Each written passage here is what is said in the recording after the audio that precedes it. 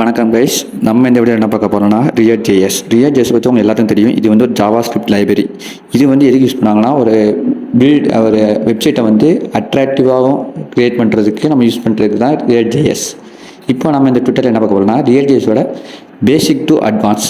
தமிழில் நீங்கள் பார்த்தீங்கன்னா பேசிக்ஸ் மட்டும் சொல்லிக் கொடுப்பாங்க, ஆனால் அட்வான்ஸ் அவ்வளோ சொல்லிக் கொடுக்க மாட்டாங்க. ஆனால் நம்ம வந்து பேசிக்ஸ்லேருந்து அட்வான்ஸ் வரைக்கும் எல்லாமே நம்ம கவர் பண்ண போகிறோம்.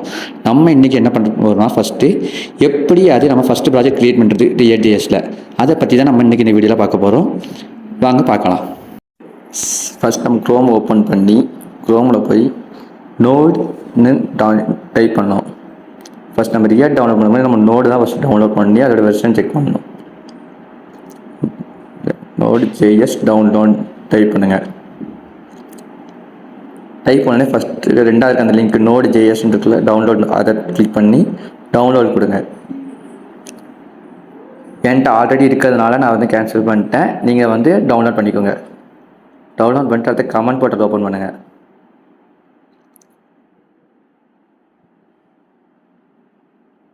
ஒரு நிமிஷம் வெயிட் பண்ணுங்கள். நம்ம வந்து ஃபஸ்ட்டு ஒரு ஃபோல்டர் க்ரியேட் பண்ணிக்கலாம். நமக்கு எந்த இடத்துல வேணும்னு பார்த்துன்னா லோக்கல் சியில் நான் க்ரியேட் பண்ண போகிறதில்ல, லோக்கல் டியில் க்ரியேட் பண்ண போகிறேன். ஏன்னா நீங்கள் ப்ராஜெக்ட் டைமே லோக்கல் டியில் க்ரியேட் பண்ணுறது உங்களுக்கு நல்லது.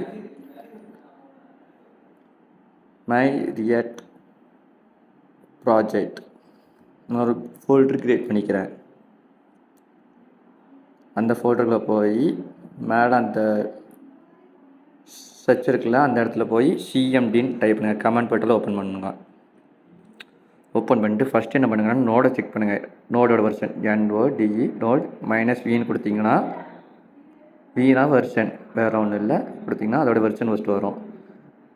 இப்போ இது கொடுக்கும் போதே உங்களுக்கு ஒரு சின்ன எரர் வரலாம். திடீர்னு வெர்ஷன் வராமல் நமக்கு எரர் அடிக்கலாம். அப்படி எரர் வந்துச்சுன்னா நீங்கள் என்ன பண்ணுன்னா போய் நீங்கள் என்விரான்மெண்ட் பாத்தில் போய் அதோட செட்டிங்ஸை நீங்கள் மாற்ற வேண்டியது இருக்கும். அதை மாற்றினீங்கன்னா உங்களுக்கு வந்து அதுக்கு ஒர்க் ஆகும். அடுத்த வந்து npm-v npmோட வெர்ஷன் செக் பண்ணுறோம். செக் பண்ணும்போது அதோட வெர்ஷனை வந்ததுக்கப்புறம் இப்போ ப்ராஜெக்ட் எப்படி க்ரியேட் பண்ண போகிறோம்னா npx create react app சொல்லிட்டு இது கமெண்ட் கொடுத்துட்டு நம்மளுடைய ஒரு ப்ராஜெக்டோட நேம் என்ன ப்ராஜெக்டோ நான் வந்து இதோட ப்ராஜெக்ட் நேம் கொடுத்து என்னென்னாலும் கொடுத்துருக்கேன். அவங்க ப்ராஜெக்ட் நேமு நான் வந்து என்ன கொடுக்க போகிறேன்னா ஃபஸ்ட்டு ப்ராஜெக்ட்னு கொடுக்க போகிறேன்.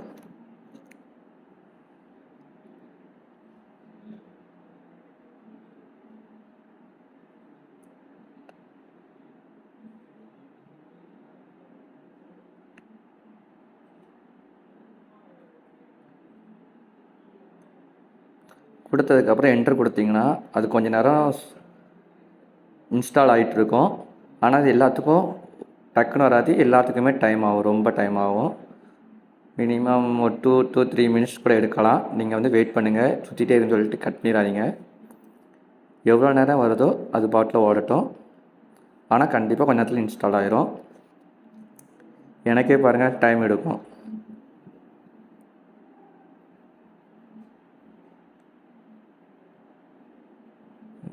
ஃபோல்டருக்குலாம் போய்க்கணும். ஃபஸ்ட்டு என்னன்னா சிடி ஃபஸ்ட்டு ப்ராஜெக்ட்னு கொடுத்தீங்கன்னா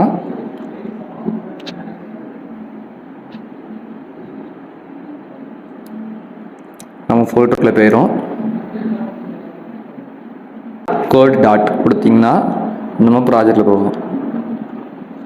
ஸ்பேஸ் விட்டு டாட் என்டர் கொடுத்தீங்கன்னா நமக்கு விஎஸ் கோடு உங்களுக்கு என்ன இருக்கோ அது ஓப்பன் ஆகும். விஎஸ் கோடு என்டர் இருக்கிறதுனால விஎஸ் கோடில் இப்போ ஓப்பன் ஆகுது நம்ம ப்ராஜெக்ட். இதில் வந்து இப்போ சோர்ஸில் வந்து நம்ம app.js போகிறோம். இதுதான் நம்ம ப்ராஜெக்டை ஃபுல்லாக ரன் பண்ணுறது. இதில் வந்து நம்ம இந்த ஹெட்டரில் இருந்து அந்த ஹெட்ரு வரைக்கும் ஃபுல்லாத்தையும் தூக்கிக்கலாம். இப்போ நம்ம ஃபஸ்ட்டு நம்ம ப்ராஜெக்ட் க்ரியேட் பண்ண போகிறோம். H1 டேப்பில் வெல்கம் டு உங்களுக்கு தேவையான என்ன வேணுமோ அதை டைப் பண்ணிக்கோங்க. நான் welcome to our hifi family ஃபேம்னு டைப் பண்ணிவிட்டு இப்போ வந்து ரன் பண்ண போகிறோம். எப்படி ரன் பண்ணால் 3 டாட்டா டெர்மினல் போய் நியூ டெர்மினல் கொடுங்க. டெர்மினல் ஓப்பன் பண்ணதுக்கப்புறம் இப்போ npm ஸ்டார்ட்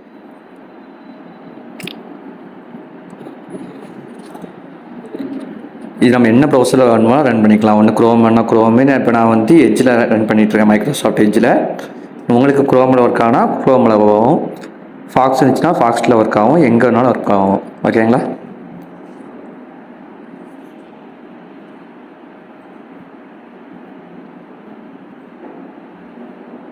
அவ்வளோதான் கைஸ், தேங்க்யூ.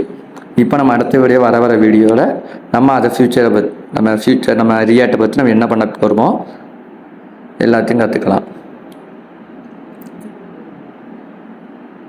நம்மளுக்கு தேவையானதெல்லாம் எடுத்து விட்ருவோம்.